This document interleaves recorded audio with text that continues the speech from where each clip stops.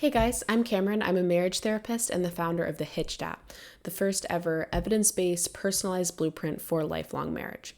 Okay, implement a weekly routine for your time together. So a lot of the times I see couples drift apart just because they aren't spending enough time together. And that happens in every relationship, whether it's family, friends, coworkers, whoever. When you stop spending enough time with someone because you're both constantly changing and evolving, you're not going to know each other well enough to stay close and to continue to communicate effectively. And the easiest way to make sure you guys are spending enough time together is by actually scheduling it into your calendar. So have a calendar together, whether it's, a printed calendar in your home or it's Google Calendar or whatever it is. Make sure you have a shared calendar and actually block off time in that calendar at the beginning of every month. Go in for the next 4 weeks and put in what time you're going to spend together. At a minimum, every day you want at least a 15 to 20 minute daily debrief conversation, meaning a conversation about both of your days. Try to include something that was really good that happened to you, something that maybe wasn't as great, and how you're feeling about the day, how everything went. The key here is that you're both sharing back and forth. That's going to be enough, at least on a daily schedule, to make sure that you're both staying in touch with each other. And then on a weekly basis, you want at least one, but preferably 2 weekly date nights that are at least 3 hours where you go somewhere with your spouse, do something you both really enjoy, and not talk about conflict, not talk about what's going on with the kids or what's going on at home, and just try to be in the moment together and do something fun. One of the best ways to kind of get out of your normal routine with each other of just whether it's co-parents or co-running a home together is by doing an activity you love, whether that's going to a movie or playing putt-putt or going out to a bar, whatever it is, just doing something together that you both really love. And then the last piece is that every week you also want to have a weekly family meeting, meaning that you spend at least 60, but preferably 90 minutes reviewing how the previous week went, talking about how the rules are going, if you need to adjust anything. And in these weekly family meetings, you want to make sure that you have a few ground rules so that they're effective. So a few of my favorite ground rules for weekly family meetings are things like making sure that you don't leave the table, or you at least don't end the conversation until you're both excited about your plan for the coming week. You want to make sure you're both very bought in. And so a similar rule to that could be something like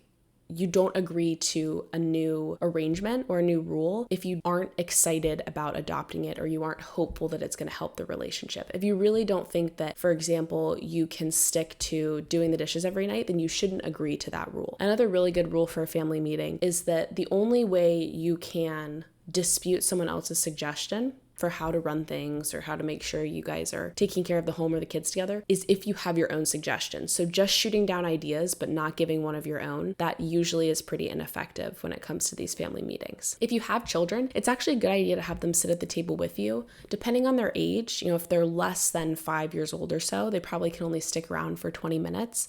But if they're old enough, say 2 or 3 years old, where they can start doing small chores to contribute to the household, they're really going to appreciate being involved in the conversation. And it's going to help you guys signal to everyone that you are a family unit and you are working together towards some vision for your marriage and your family.